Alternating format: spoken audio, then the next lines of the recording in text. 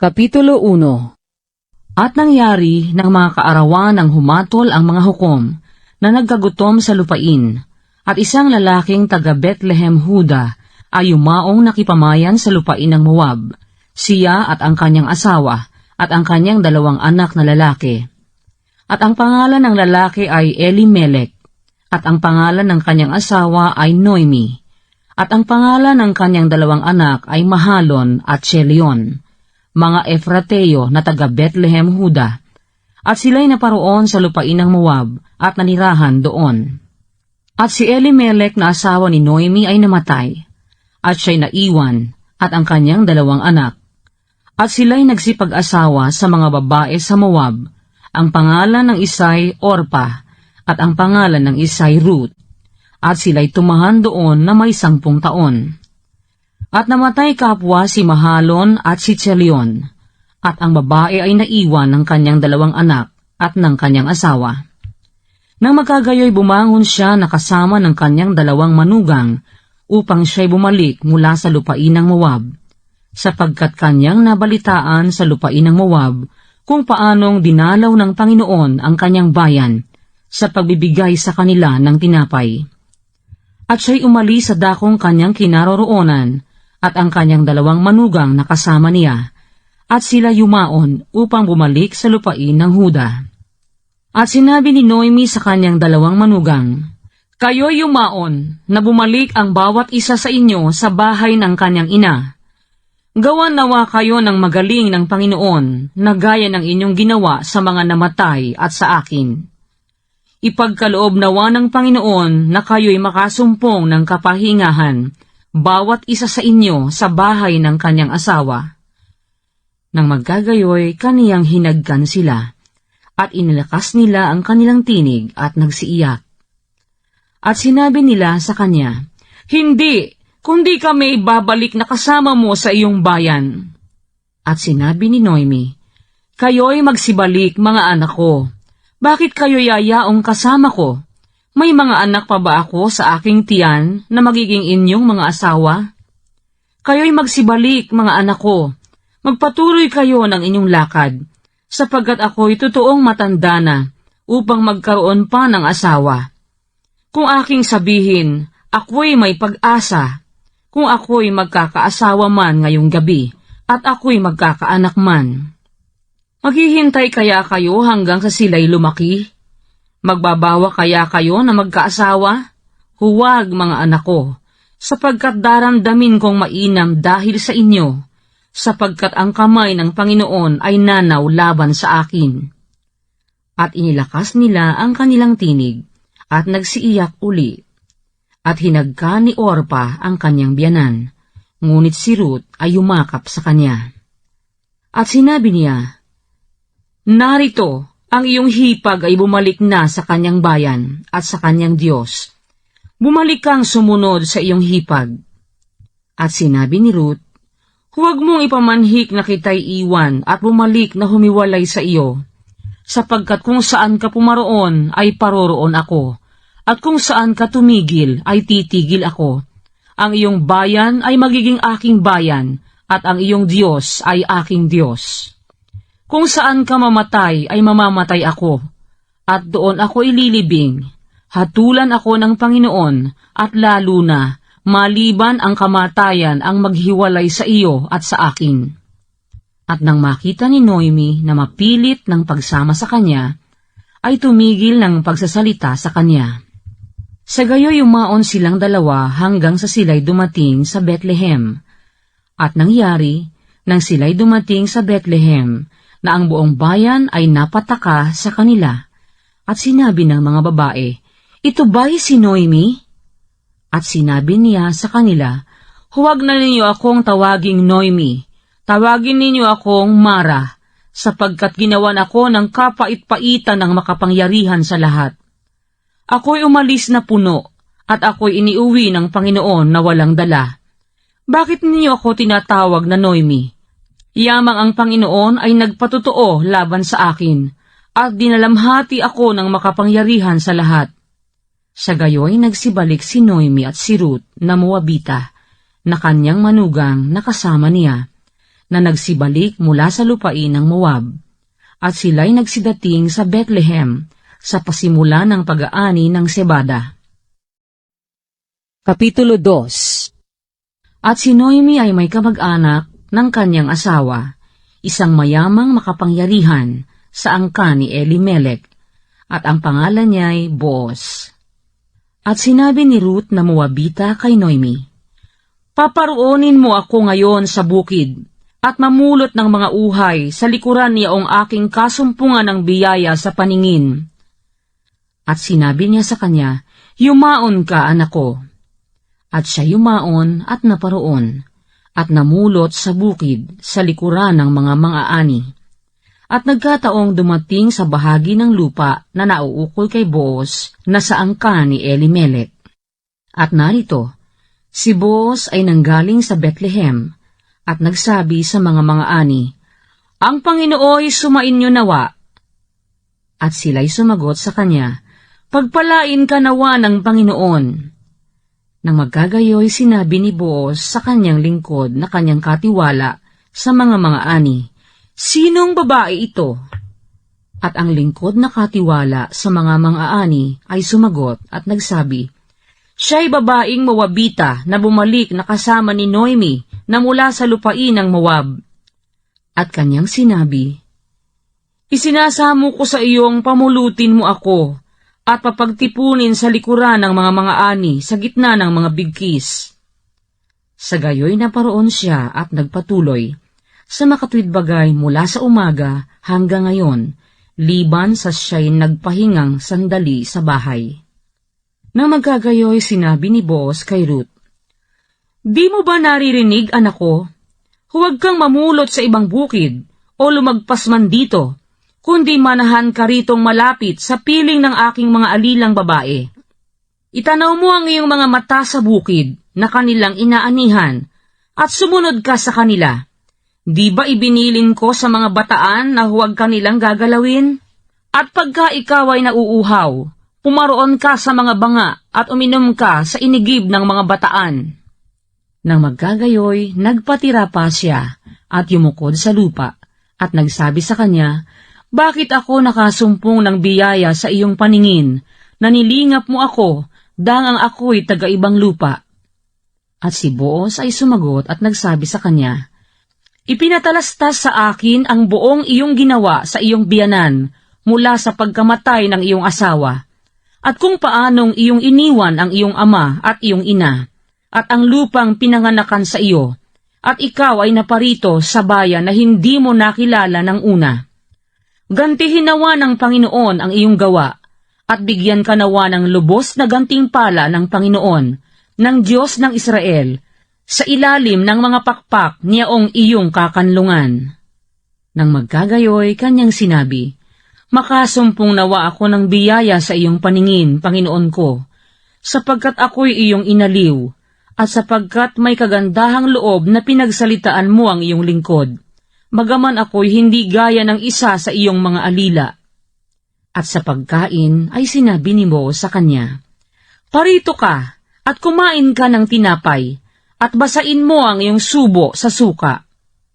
At siya'y umupo sa siping ng mga mang-aani, at iniabot niya sa kanya ang sinangag na trigo, at siya'y kumain at nabusog at lumabis.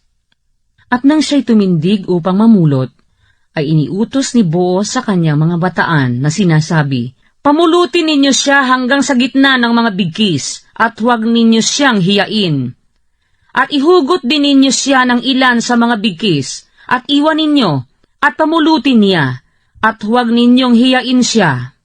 Sa gayoy namulot siya sa bukid hanggang sa paglubog ng araw, at kanyang hinampas yaong kanyang napamulot, at may isang epa ng sebada. At kanyang dinala at pumasok sa bayan, at nakita ng kanyang biyanan ang kanyang napamulot, at kanyang inilabas at ibinigay sa kanya ang lumabi sa kanya pagkatapos na siya'y nabusog. At sinabi ng kanyang biyanan sa kanya, "Saan ka namulot ngayon, at saan ka gumawa? Pagpalain nawa yaong lumingap sa iyo." At itinuro niya sa kanyang biyanan kung kanino siya gumawa, at sinabi, Ang pangalan ng lalaki na aking ginawan ngayon ay Boaz. At sinabi ni Noemi sa kanyang manugang, pagpalain nawa siya ng Panginoon, na hindi ikinait ang kanyang kagandahang loob sa mga buhay at sa mga patay. At sinabi ni Noemi sa kanya, ang lalaking iyaon ay isa sa mga kamag-anak na malapit natin, isang pinakamalapit na kamag-anak natin. At sinabi ni Ruth na Moabita, oo, sinabi niya sa akin, ikaw ay sumunod na malapit sa aking mga bataan hanggang sa kanilang matapos ang aking ani. At sinabi ni Noemi kay Ruth na kanyang manugang, mabuti anak ko, na ikaw ay lumabas na kasama ng kanyang mga alila, at huwag kang masumpungan sa ibang bukid. Sa gayoy nakipisang maliksi na kasiping ng mga alila ni Boaz, upang mamulot hanggang sa katapusan ng pag-aani ng sebada at pag-aani ng trigo, at siya'y tumahang kasama ng kanyang biyanan. Kapitulo 3. At sinabi sa kanya ni Noemi na kanyang biyanan, anak ko, hindi ba kita ihahanap ng kapahingahan na ikabubuti mo? At ngayoy wala ba rito si Boaz na ating kamag-anak, na ang kanyang mga alila ay siya mong kinasama? Narito, kanyang pahahanginan ang sebada ngayong gabi sa giikan. Maligo ka nga, at magpahid ka ng langis, at magbihis ka, at bumaba ka sa giikan, ngunit huwag kang pakilala sa lalaki, hanggang siya'y makakain at makainom. At mangyayari, paghiga niya, na iyong tatandaan ang dakong kanyang hihigaan, at ikaw ay papasok, at iyong alisan ng takip ang kanyang mga paa, at mahiga ka, at sasabihin niya sa iyo kung ano ang iyong gagawin. At sinabi niya sa kanya, lahat ng iyong sinasabi sa akin ay aking gagawin. At siya'y bumaba sa giikan, at ginawa niya ang ayon sa buong iniyutos sa kanya ng kanyang biyanan. At nang si Boaz ay makakain at makainom, at ang kanyang puso'y maligayahan, siya yumaong nahiga sa dulo ng bunto ng trigo, at siya'y naparoong marahan, at inalisan ng takip ang kanyang mga paa, at siya'y nahiga. At nangyari sa hating gabi na ang lalaki ay natakot at pumihit, at narito isang babae ay nakahiga sa kanyang paanan. At sinabi niya, sino ka? At siya'y sumagot, ako'y si Ruth na iyong lingkod. Iladlad mo nga ang iyong kumot sa iyong lingkod, sapagkat ikaw ay malapit na kamag-anak. At kanyang sinabi, pagpalain ka nawa ng Panginoon, anak ko. Ikaw ay nagpakita ng higit na kagandahang loob sa huli kaysa ng una, sa hindi mo pagsunod sa mga bagong tao, maging sa dukha o sa mayaman. At ngayon, anak ko, huwag kang matakot. Gagawin ko sa iyo ang lahat na iyong sinasabi, sapagkat buong bayan ng aking bayan ay nakakaalam na ikaw ay isang babaeng may bait. At tunay nga na ako'y kamag-anak na malapit. Gayunman ay may kamag-anak na lalong malapit kaysa akin. Maghintay ka ngayong gabi, at mangyayari sa kinaumagahan, na kung kanyang tutuparin sa iyo ang bahagi ng pagkakamag-anak ay mabuti. Gawin niya ang bahagi ng pagkakamag-anak, ngunit kung di niya gagawin ang bahagi ng pagkakamag-anak sa iyo, ay gagawin ko nga ang bahagi ng pagkakamag-anak sa iyo. Kung paano ang Panginoon ay nabubuhay, mahiga ka nga hanggang kinaumagahan. At siya'y nahiga sa kanyang paanan hanggang kinaumagahan. At siya'y bumangong maaga bago magkakilala ang isa't isa, sapagkat kanyang sinabi, huwag maalaman na ang babae ay naparoon sa giikan. At kanyang sinabi, dalhin mo rito ang balabal na nasa ibabaw mo at hawakan. At hinawakan niya, at siya'y tumakal ng 6 na takal na sebada, at isinunong sa kanya, at siya'y pumasok sa bayan. At nang siya'y pumaroon sa kanyang biyanan, ay sinabi niya, ano nga anak ko? At isinaysay niya sa kanya ang lahat na ginawa sa kanya ng lalaki. At sinabi niya, ang 6 na takal na sebadang ito ay ibinigay niya sa akin, sapagkat kanyang sinabi, huwag kang pumaroong walang dala sa iyong biyanan. Nang magkagayoy, sinabi niya, maupo kang tahimik, anak ko, hanggang sa iyong maalaman kung paanong kararatnan ng bagay, sapagkat ang lalaking yaon ay hindi magpapahinga hanggang sa kanyang matapos ang bagay sa araw na ito. Kapitulo 4. Si Boaz nga'y sumampa sa pintuang bayan, at naupo siya roon. At narito, ang malapit na kamag-anak na sinalita ni Boaz ay nagdaan. Sa lalaking yaoy sinabi niya, "Oy, kuwan, lumiko ka, maupo ka rito." At siya'y lumiko at naupo.